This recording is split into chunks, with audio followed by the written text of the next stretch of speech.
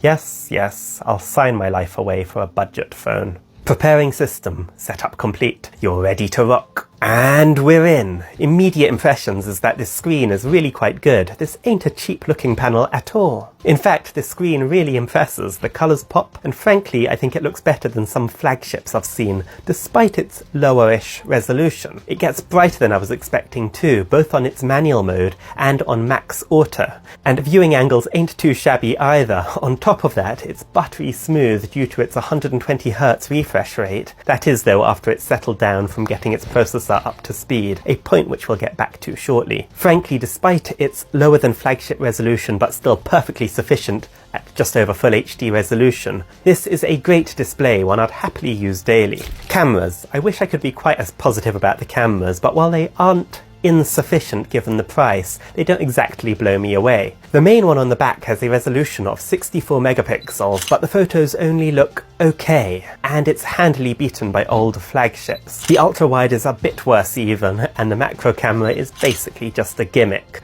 I was somewhat impressed by the flash, which seems to do a surprisingly reasonable job of lighting, at least indoors. The 16 megapixel selfie camera was a touch better than I've been afraid it may be, but video again really lets it down. It can't do above full HD, even with the main back camera, which on the positive side means it will take a long time to fill its generous ½ terabyte of storage, but is rather pathetic for a modern phone, and it makes me almost wonder what I'd even need the SD card slot for. Nice to have anyway, I suppose. Now the speed, the performance of this phone. This is not a fast phone. Honestly, it's outperformed in benchmarks even by 4-year-old flagships. But it doesn't feel that bad to use. It's fairly snappy for everyday tasks, although after you start it up there is a bit of stutter and delay while it sort of gets up to speed. It's fast enough for basic games too, just don't expect blazing fast performance.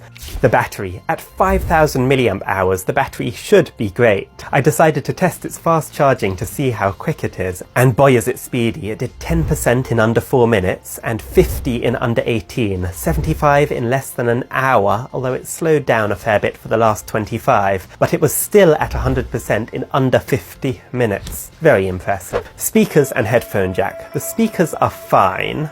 Maybe lacking a little clarity, but really not too bad. Not too much bass either, but you don't really expect much from a phone in the first place, and definitely not one this cheap. But the headphone jack is just so nice to have on a phone again. I can put some of my poor unemployed wired headphones back on the job. Out of the box, this phone is on MIUI, Xiaomi's Android skin, but while I was testing the phone, a major and long-awaited update became available, upgrading this onto HyperOS, which is Xiaomi's newer take on an Android skin.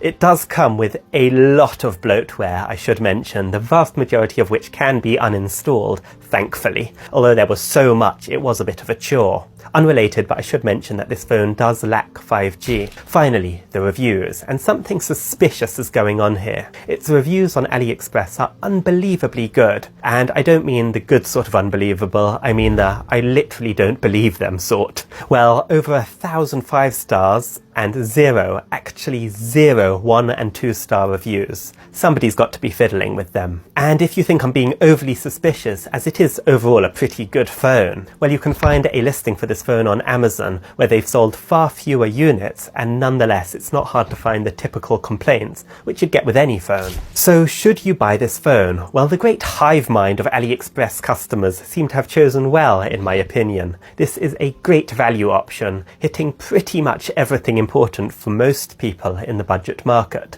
Especially if you use your phone primarily to watch stuff, this phone is really ideal, with its awesome screen for the price. The mediocre cameras, processor, and lack of premium feeling materials are the main drawbacks, but none of those are so weak as to make it unrecommendable either. You just have to compromise somewhere at this price point, and they seem to have chosen where to compromise very well here. But, and this is a very massive one, you probably shouldn't get it from AliExpress. As of writing this, I can get it for slightly less from Xiaomi's own UK website at £159, including tax. Plus, there's a £10 off voucher currently, meaning it's even cheaper, and it'll probably come a jolly sight faster too. And if there's a problem with it, well, I'd rather deal with Xiaomi directly than go through a seller on AliExpress. Thank you for watching. Please subscribe.